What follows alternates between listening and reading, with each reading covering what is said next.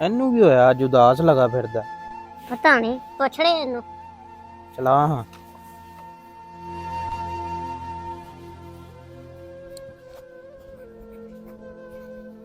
ਉਸਤਾਦ ਕੀ ਗੱਲ ਹੈ ਯਾਰ, ਅੱਜ ਕਿਉਂ ਪਰੇਸ਼ਾਨ ਹੈ? ਅੱਗੇ ਤਾਂ ਕਦੇ ਵੀ ਨਹੀਂ ਪਰੇਸ਼ਾਨ ਹੋਇਆ, ਤੈਨੂੰ ਪਰੇਸ਼ਾਨੀ ਦੇ ਵਿੱਚ ਵੇਖ ਕੇ ਮੈਂ ਆਪ ਪਰੇਸ਼ਾਨ ਹੋ ਗਿਆ।